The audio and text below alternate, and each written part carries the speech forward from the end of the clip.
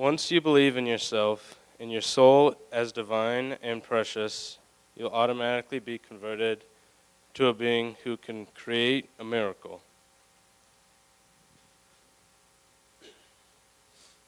Do not dwell in the past. Do not dream of the future.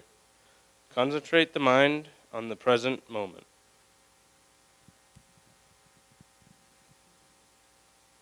Some succeed because they are destined to, but most succeed because they are determined to. This quote is from my family, and to me it means that you do not have to succeed at everything. You are not destined to. You are able to succeed at everything.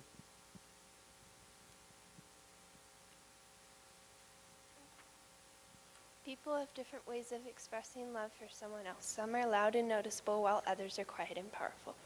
I thought of this quote because at Taylor Swift's concert, she has people in the crowd who hand out VIP passes to the people who are most energetic and excited. I think that is slightly unfair because some people express their love or admiration in other ways than being loud and energetic. Instead, they sometimes show it by being quiet and listening.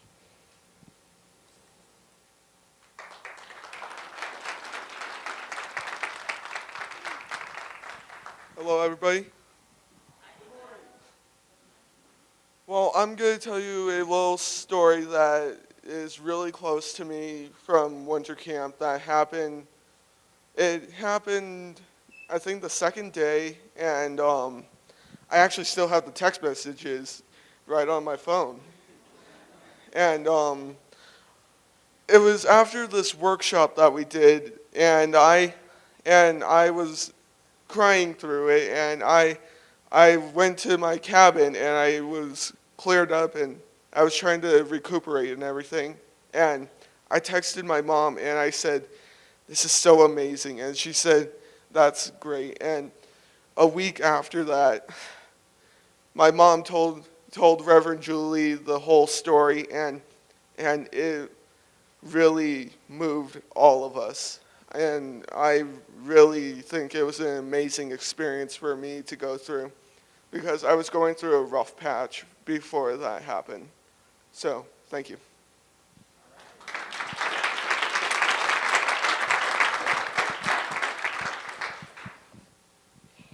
Hey everybody. In the past, my talks have been more fun and, a little bit weird, but I want to include everybody because they're fun and I want to share my experience. This time to talk about my talk, or think of what I was going to talk about, share my stories, was a little bit more difficult because I felt like I had shared a lot with you already.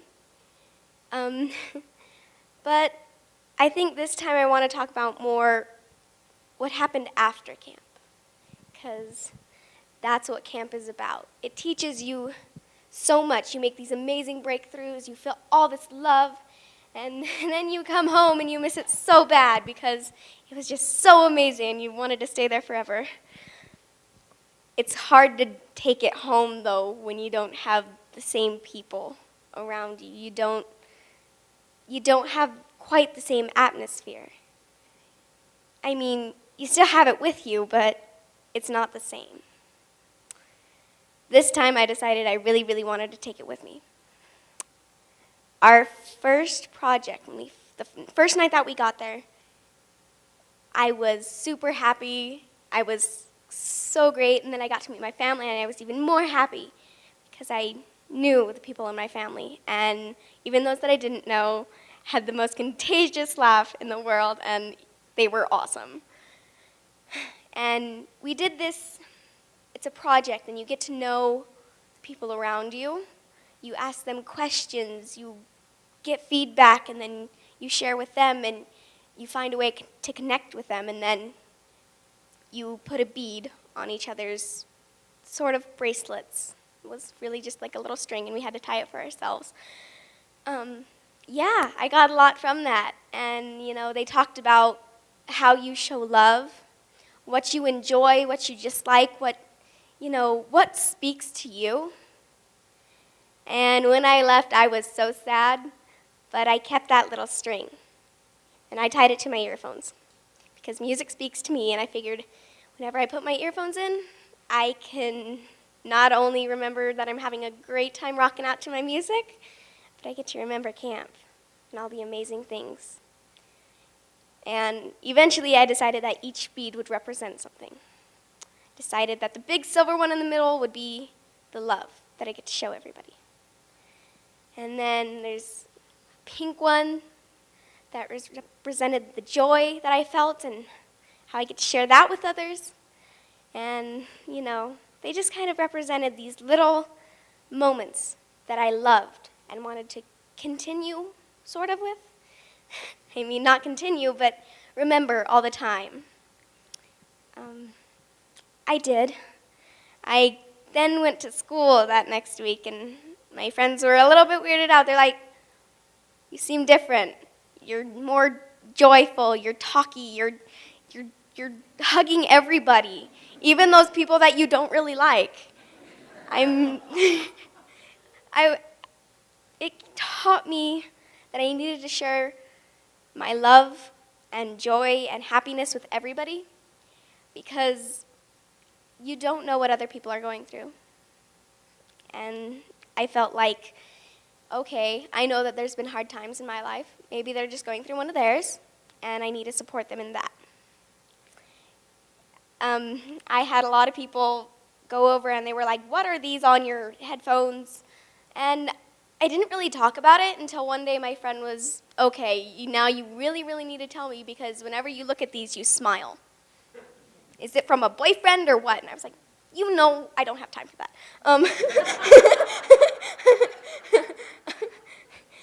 So I told her, and she was the same friend that I brought to Teen Day, and she loved it. Let's just say she's not a very religious person. When I went downstairs to ask her mom if she could come, she told me, you know my daughter sins a lot, right? And so I don't think the mom was as cool with her daughter going to church as the daughter was. Yeah, but she loved it, and she loves hearing my stories from camp, and I want to bring her, but it's kind of hard. So I talked to her about it, and you know, we do our little things at home, and we share our love with each other as well as people around the school that we love and don't love as much. You know, it's amazing how much camp has taught me to share with everybody, no matter who it is, my love, my light, my amazingness, and I've noticed with everybody out here, it comes back. What goes around comes around. So that's been great. I love that part. You guys have shown me so much love. And I thank you guys so, so, so much for supporting us to go to camp. Whether it's been winter camp, summer camp, even those little sleepovers. We love you so much. Thank you guys so much for supporting us to go to those camps. I have mine.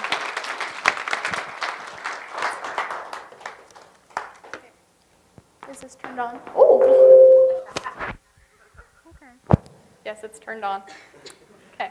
Hi, everybody. I'm Rhiannon, and as you know at this point, I'm a teen here at the CSL Castle Rock.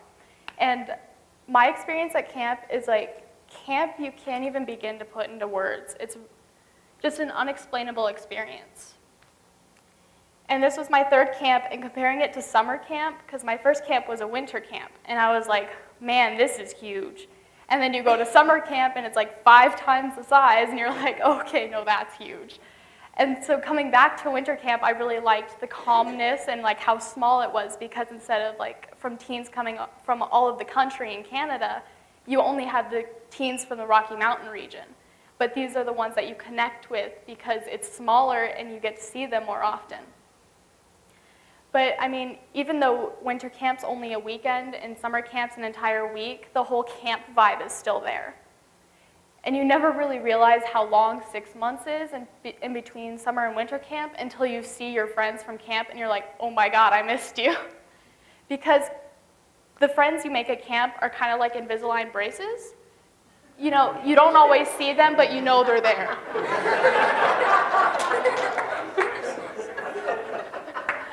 So starting off with a little thing about camp is that the food there is absolutely incredible, and it's worth waiting the 6 months for. Like, I don't know what they do to it, but it's so fantastic. Another great thing that happened to me this year at camp was when we arrived and got our name tags, like we do every year, I realized that I'm not in a cabin or in a family group with anybody I know. So once again, I have to find my way and make new friends. And Julie was driving us around and dropping our stuff off at our cabins, and we couldn't seem to find my cabin. And we were kind of freaking out. We're like, well, this is weird. Did we pass it already? And then we see this cabin that's completely far away from everybody else's up the hill. And it's already a different color. It's like a green, not a red, like all the other cabins. And it has a porch coming off of it. So we're like, oh, this is weird. So we get in, and it's got this kitchen, and it's got this really nice living room. And instead of having 16 beds, it only had 11, which was really nice because it was quiet. And my cabin ended up not even being entirely full. I think we only had 8 girls in there. And then we had 2 bathrooms, which is nice sharing 2 bathrooms with only 8 girls instead of 16. But the bathroom in mine was in my bedroom. So I only had to share it with one other girl. And it was incredible. I was like, I feel like this isn't right. I shouldn't be here. Because nobody else had things in there by the time I got into my cabin. So I was like, this doesn't seem right. But it was incredible. Now, finally, an announcement that you guys probably all want to know, but most of you already know because I couldn't keep it in longer than 2 hours, is that I ran for a leadership position for a co-director at this winter camp, and when the election came along and we got the results, I didn't get the leadership position that I wanted. But 2 weeks ago, I'm in class, and I get a Facebook message from Keith Cox, and he is the leader of the teens for the Center of Spiritual Living, and he told me that the leadership team wanted to invite me out to California for a summer workshop planning event. And so I called my mom, and I was like, oh my God, Keith Cox just messaged me, and he wants me in California in 4 weeks. And I was like, what is this? And then she ended up calling Julie, and within 2 crazy hectic hours at school, I had a flight booked. So now in 2 weeks, I'm off to California.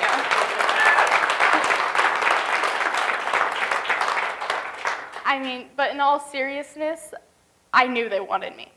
But, no, I'm kidding. But I couldn't have done this without you guys because you guys have given me such a wonderful place to grow and become who I really am. And it's been an amazing experience with all of you because you all just give me such a nice and loving place where I was able to grow myself and connect deeper. And while I was connecting deeper, there's a workshop at camp where we were talking about our wall that we put up, and it's because either we've hurt somebody or somebody's hurt us or something has scared us that we put this wall up so we don't have to be affected by it, but it's also hiding us from connecting to ourselves and connecting with others.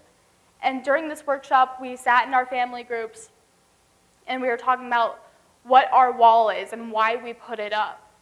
And then later in the day, we came back in and there's just this white wall in the middle of the room. And we're like, this is weird. And we all stood at this wall and stared at it. And then we were given a marker and we were able to write down what our personal wall is and what our barrier from connecting our deeper selves and why it's there. And then once everybody got their wall written, we got to walk around and look at everybody else's and see if we could connect to other people's walls and why they had their walls up.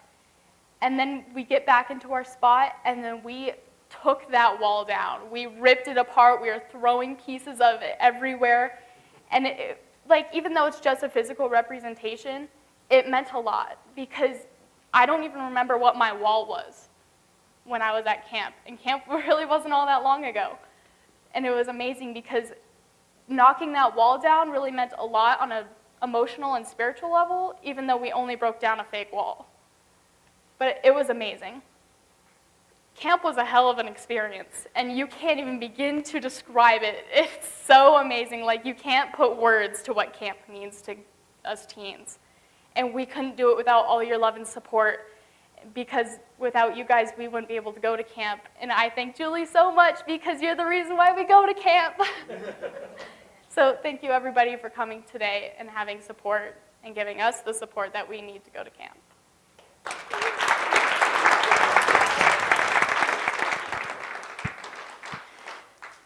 that was just a short compilation of everything that we do at camp, just to give you a little taste of that. And those words that you saw on the slides, in a teen meeting, I had a flip chart paper out, a blank flip chart paper, and I invited them to go back to camp and close their eyes. And I said, just feel everything that you felt while you were there, and imagine everything that you experienced. Now start giving me words. And so we wrote them down on the flip chart paper, and that's why we put them on the slideshow presentation, to give you a little taste of all of the different things that they got to experience. And the words were acceptance and approval and fun and excitement and great food and all of those things. And so I'd like to invite the teens back up to the stage so that we can give them lots of love and appreciation for their talks and everything that they've done so far in the service.